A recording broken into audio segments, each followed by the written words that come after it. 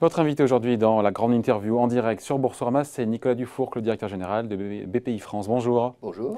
Merci d'être là avec nous. Alors hier, il y avait Christine Lagarde, je ne sais pas si vous l'avez vu, cette conférence de presse, c'était intéressant. Elle nous rappelle que ce que l'INSEE nous a dit aussi, qu'il y a un fort rebond de la croissance au troisième trimestre, heureusement. Mais elle admet, c'est intéressant, et on s'en doute évidemment, que le regain d'infection, donc au Covid, peut constituer ce qu'elle a appelé un vent contraire. Et c'est aussi ce qui a dû pousser l'INSEE en milieu de semaine à nous dire, voilà, le redressement économique de la France sera plus lent, ce sont les mots de l'INSEE, plus lent que prévu. Il n'y a pas de quoi être hyper optimiste. Je vous dis ça parce que je vous ai vu hier sur BFM et vous disiez, je vous trouve optimiste. Je me suis dit, tiens, la reprise est en V. Alors, voilà, est-ce que c'est la méthode Coué? Vous y croyez vraiment? J'y crois vraiment. C'est-à-dire que, bien sûr que c'est un peu dissonant par rapport à ce que dit l'INSEE ou ce que peut dire Christine Lagarde. Bien sûr. Mais la reprise, elle est en V, ça c'est incontestable. La question c'est, le V remonte jusqu'où? C'est une racine carrée en fait. Et le plateau, on le retrouve ou pas? L'aile d'oiseau, a dit le gouverneur de la Banque de France. Ce que la plupart des économistes disent, c'est que on va avoir une reprise en racine carrée avec la partie droite du V qui ne remonte pas assez haut pour retrouver le niveau du début de l'année 2020. Voilà. Bon, c'est sûr. En espérant qu'il n'y ait pas un plat, parce que le plat de la racine carrée après est assez violent. Je pense. Et alors, donc, tout le sujet, en fait, c'est l'énergie des entrepreneurs sur leur capacité à aller pousser l'économie de manière à ce que le V remonte le plus haut possible. Bon. Ce qu'on voit, nous, chez BPI France, en tout cas, c'est que ça va plutôt pas mal dans un très grand nombre d'entreprises. Il y a des secteurs pas ceux qui sont dans l'aéronautique, pas ceux qui sont dans la restauration, pas ceux qui sont dans le tourisme, pas ceux, voilà. Hôtellerie parisienne très difficile, événementiel très difficile, aéronautique très difficile, mais franchement le reste, on cherche les mauvaises nouvelles. Vraiment? Oui.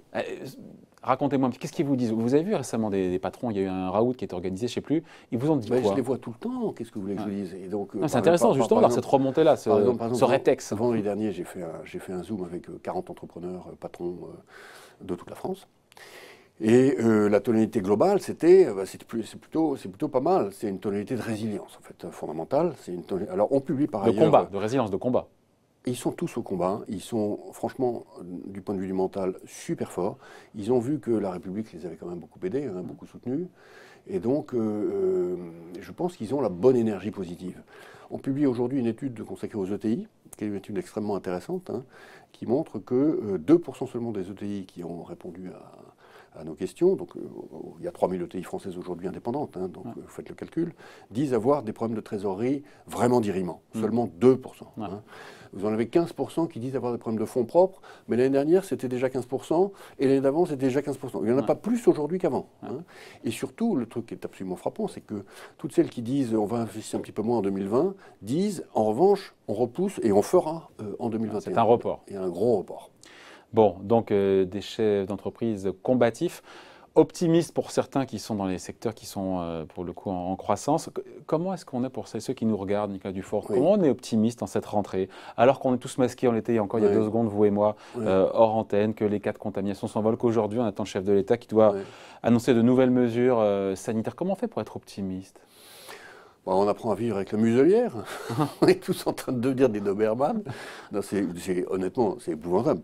Personne n'aurait jamais imaginé ça. Sauf qu'on va vivre avec. Voilà. On va vivre avec on vivra avec des mois, des trimestres, des années. Je ne sais strictement rien. Mais ce qui est sûr, c'est qu'on est résilient. On est résilient et on va continuer de produire, on va continuer d'être créatif. Chez BPI France, par exemple, je suis très frappé. Le télétravail est absolument autorisé. Bon, évidemment, moi je dis, vous voyez avec votre manager... si vous pensez nécessaire de rester en télétravail, restez en télétravail, aucun problème. 95% sont revenus en physique. Il y a ce besoin de... Mais il y a un besoin de vivre. Voilà. Et la semaine dernière, lundi, j'étais au salon ProDurable à la Porte-Maillot, qui était un salon des entreprises et des startups de la transition énergétique. Tout le monde était masqué, mais il y avait foule. Il y avait foule comme d'habitude. Donc quelque chose s'est passé au printemps. Les gens se sont posés en été et maintenant, ils revivent masqués. Et dans les indicateurs qui peuvent nous rassurer sur cette rentrée, indicateurs économiques, qu'est-ce qu'on peut regarder pour se raccrocher en disant, bon, parce qu'on a vu que la consommation était bonne en juin, en juillet, et en août déjà, on était quasiment à plus 0,5%. Donc quelques-uns qui sont liés aux conversations que j'ai avec les CEO de très grands groupes. Bon, vous prenez par exemple un groupe comme CMA-CGM. CMA-CGM, il a les doigts dans la prise du commerce international. C'est l'armateur, c'est les bateaux. C'est l'armateur, c'est les bateaux. Bon, des résultats superbes. des résultats absolument superbes. Vous prenez un grand... Alors qu'on pourrait s'attendre à un commerce international qui soit voilà, sous cloche. Ou, des résultats, on est actionnaire. Donc, je félicite l'équipe, évidemment. Hein. Vous prenez une entreprise comme FIV, qui est un ingénieriste qui fabrique des usines dans le monde entier. Ouais. Je l'ai vu hier. Et alors ? Il dit l'industrie est repartie dans le monde entier. Et elle est même repartie aux États-Unis. Hein. Vous prenez un grand retailer français, Côté, dont je ne vais pas le citer, mais que j'ai vu hier aussi. Hein, choisissez votre nom. Il ne peut pas ne pas constater que la consommation est bonne. De la grande distribution ? Oui, la consommation est bonne. Côté en bourse ? Elle est... côté ou pas côté, la consommation est bonne. Hein, et la consommation alimentaire est très bonne. Même les biens durables ne sont pas mauvais du tout, compte tenu de ce qu'on a vécu, encore une fois. Hein. Voilà, donc moi je pense que les choses vont aller dans l'ordre. Et on aura effacé les effets de la crise en 2022, l'objectif du gouvernement ? Ouais. On ne sait pas. Moi, je pense que ça viendra même plus vite que ça. Que ? Je pense que ça viendra même plus vite que ça. On pourrait avoir effacé les stigmates de la crise. Je vais pour dire ce que je ressens. Après, tous les gens sont intéressés par les intuitions. Mon intuition, mais c'était déjà le cas avant l'été, hein, c'est qu'il y a une énergie vitale dans le pays incroyable, et que, tiens, on la voit, et qu'il y a par ailleurs une résilience beaucoup plus forte de l'économie française qu'il y a 10 ans. Bon. Après, quand on interroge les Français, c'est ce qu'a fait les Échos, en tout cas Elab pour les Échos, sur le plan de relance, parce que pour insuffler de la confiance, il y avait ce plan de relance de 100 milliards d'euros. 58% des Français pensent que le plan de relance ne permettra pas de rétablir la croissance économique du pays d'ici 2022. Oui. 68% estiment que ça ne permettra pas de lutter efficacement contre le chômage. Et 2 tiers considèrent que ça ne réussira pas à accélérer la transition énergétique. Oublions cet aspect-là. Là, on se dit, waouh, est-ce que c'est sévère ? Et on se dit, mais tout reste à faire pour le gouvernement pour convaincre les Français qui sont en droit de douter. Oui. Alors, bon, monsieur, sont en droit de douter. Non, mais il y a un sujet de... 100 milliards. Il y a un sujet qui est beaucoup plus général. La dernière crise, c'était 3 fois moins. Oui, non, mais il y a un sujet qui est beaucoup plus général, qui s'adresse à vous, médias aussi, mais pas seulement. Hein. C'est comment est-ce qu'on fait pour parler aux Français, pour expliquer un par un. C'est ce que j'appelle le porte-à-porte de masse. Et tant que les gens ne sont pas intimement convaincus eux-mêmes, ils disent que ça ne va pas marcher. Oui, mais il y a une pluie de milliards d'euros du gouvernement, de la Banque centrale. Enfin, je veux dire, vous comprenez que les Français soient sceptiques ? Malgré toutes ces tombereaux de milliards. Le Français d'aujourd'hui veut avoir compris par lui-même. Voilà. Et donc, ce n'est pas parce qu'on lui met des 100 milliards par-ci par-là qu'il pense que ça va marcher. Au fond, il n'a pas ce degré de confiance-là. Et comment est-ce qu'on fait ? Parce que, conséquence de ce manque de confiance, 40% des Français envisagent de réduire leurs dépenses dans les prochains mois. Même sondage Elab aujourd'hui à lire dans les Échos. Alors même qu'on le sait que le revenu des Français a été épargné du fait de tous les dispositifs qui ont été mis en place par l'État. Comment on les fait changer ? On dit qu'il n'y a pas de très bon augure. Et comment est-ce qu'on les fait changer d'avis, pour le coup ? Oui. Bon, on va commencer tout de suite, là. Allez, on vous écoute. J'imagine qu'il y a quelques Français qui nous regardent. Je leur dis, en fait, regardez ce qui s'est passé. Donc, au fond, n'ayez pas peur. Votre pays, la France, c'était le thème du Tour de France que nous avons fait cette année. C'est une aventure incroyable. L'aventure, c'est la France. L'aventure, c'est en France aujourd'hui. Donc vous avez des choses incroyables à faire. Un État qui est quand même ultra efficace, il faut le dire. On ne peut pas continuer de se plaindre ad vitam aeternam. Cet État est ultra efficace. Il l'a prouvé pendant la crise. Il n'y a pas eu d'État plus providentiel en Europe et donc dans le monde que la République française. Hein, auprès des entrepreneurs. Toujours bon de le rappeler. Mais bien sûr, mais il faut le dire. Donc ce pays, il faut se baisser et embrasser la terre. Voilà. Et ensuite, on a tous des responsabilités. On doit développer, faire des projets, pousser en avant et surtout ne pas attendre de recevoir sans cesse plus, etc. Ouais. Mais j'en parlais avec Bruno Le Maire quand on l'interviewait au MEDEF, il me disait pour qu'il y ait de la confiance, on dit aux Français, voilà, pas de hausse d'impôts pendant 2 ans, c'est suffisant ou c'est pas ? Parce qu'on sait que la réussite du plan de relance 100 milliards, c'est quasiment l'épargne des Français qui a été mise de côté depuis le début de la crise. Donc la réussite du plan dépendra aussi justement de la confiance et de ce que les Français vont faire de leur épargne dans les prochains mois, consommer ou pas. Oui. Donc voilà, tout est lié, tout est lié. La consommation n'est pas si mauvaise, l'immobilier est très bon, donc les Français aussi peuvent se dire qu'est-ce qu'on me demande là, qu'est-ce qu'on me demande de consommer de plus que ce que je fais au fond. Voilà, donc on est dans un monde dans lequel il y a une épargne qui est structurellement abondante, c'est vrai aussi. Donc, en taux d'épargne, on est x2, on est à 14%, maintenant, pardon pour le chiffre, on est à 28%. Oui. Bon, mais on est dans un débat très général là, mais qui est important. Je pense que les Français ont une peur très très forte, voire panique parfois de la longue vie. Hein. Et donc de la retraite, et donc de la dépendance, et donc de qu'est-ce qui va se passer. Et je pense que le cœur de la raison pour laquelle ils épargnent, on le trouve plutôt là. Bon, autre sujet à voir ensemble, Nicolas Dufourcq. Le PGE et Europcar, je ne sais pas si c'est l'arbre qui cache la forêt ou ce qu'il faut en penser, mais vous allez me dire, 4 mois après avoir décroché 220 millions d'euros de prêts garantis par l'État, le loueur Europcar veut restructurer sa dette de 2 milliards d'euros. Toutes les banques françaises ont prêté, vous me le confirmerez, sont toutes impliquées dans ce PGE géant. Est-ce que les banques, au global, sans stigmatiser aucune, est-ce que les banques françaises, puisque toutes ont prêté, ont eu raison ou tort de faire ce prêt Europcar, puisque finalement, 4 mois après, déjà, il faut restructurer? Vous leur demanderez, Bpifrance n'y est pas allé en tout cas, ça c'est sûr. Et pourquoi? Parce que Europcar n'était pas éligible à nos prêts. Et Europcar était le principe du PGE, c'était que chaque banque faisait un PGE à ceux qui étaient déjà ses clients auparavant. Europcar n'avait jamais été un client de Bpifrance. Voilà. Et s'il l'avait été S'il l'avait été, on y serait probablement allé. Maintenant, je pense que c'est l'arbre qui cache la forêt. Moi, je ne suis pas, vous allez trouver à nouveau que je suis optimiste, mais je ne suis pas inquiet sur le remboursement du PGE. Pas fondamentalement inquiet. D'abord, il y a une énorme proportion du PGE qui n'a même pas été décaissée. C'est ce que nous a dit le patron de la CPME, François Asselin, il m'a dit, alors, ça concernait je pense les TPE et les PME, 60% des entreprises n'ont pas touché à leur PGE. Absolument. Il n'a pas été consommé. La vérité, c'est que c'est même plus que ça. C'est plus que ça. Donc c'était une grosse part pour la des entreprises est montée, l'épargne des entreprises est montée dans des proportions quasi similaires. La différence entre les deux, c'est grosso modo une quinzaine de milliards d'euros. Je pense par ailleurs que les petits PGE de 10 000, 15 000 euros que les TPE ont prises seront remboursés aussi. Les TPE les rembourseront. Je pense que l'annonce qui a été faite par les banques d'un taux à 6 ans compris entre 1 et 2,5% est une très bonne annonce, mais qui est extrêmement rassurante. Voilà. Il y aura de la paume. Et ça, il y a d'autres Europcar à venir. On va pas se mentir. Oui, je pose la question. Mais bien sûr, mais ça, j'ai envie de dire, c'est la différence entre l'anecdote et la statistique. Il y aura des grumeaux. Hein. C'est comme ça que vous les appelez, les grumeaux. Oui, c'est tout. 220 millions d'euros, c'est quand même un gros paquet. Bon, maintenant, il y a aujourd'hui 120 milliards d'euros de PGE qui ont été demandés. D'ici la fin de l'année, ça va continuer de monter. On a une idée de combien ne pourront pas rembourser, qui vont prolonger, qui seront prolongés. En même temps, quand on prolonge, on repousse le problème. Ah non, non, c'est pas parce que vous repoussez sur 6 ans que vous étiez en difficulté. Vous faites un calcul qui est tout à fait rationnel. Vous avez un prêt garanti par l'État à 90% à 6 ans à 1,5%. À mon avis, vous n'allez pas vous gêner. Vous devriez le prendre. Hein. Oui, mais il faudra un jour le rembourser. Oui, bien sûr. Mais je pense que la solvabilité de l'économie française est encore très très forte. Hein. Il y aura un taux de défaut, je ne peux pas vous dire combien. Aujourd'hui, c'est la bouteille à l'encre. Mais je pense que les banques ont fait un travail de sélection.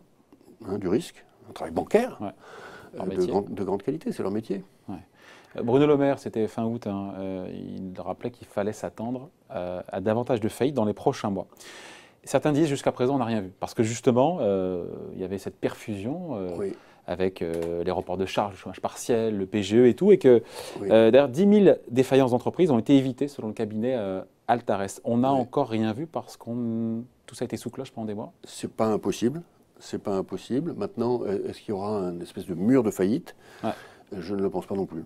Voilà. Je pense qu'il y a des secteurs où ça va secouer sérieusement quand le chômage partiel sera terminé, ou par l'accumulation des mois difficiles. Je pense en particulier que le petit commerce de détail sur des marques qui sont des marques qui ont un peu vieilli. Je pense encore une fois dans l'hôtellerie, le tourisme, pour tout ce qui n'est pas le tourisme d'été ou le tourisme d'hiver, où les saisons ont été magnifiques. Hein, mais donc le tourisme de centre-ville, tout ce qui est lié à l'aérien, oui, c'est sûr que ça va être dur. Hein, c'est sûr que ça va être dur. Donc s'il y a vague de faillite, elle est sectorielle avec aéronautique, on revient malheureusement pour ces secteurs-là. Hein, elle est sectorielle. Mais oui, hôtel, restauration, événementiel. Par exemple, moi je m'attendais à beaucoup plus de plans sociaux dans le creux de l'été que ce qui est advenu. Et ils ne sont pas en gestation?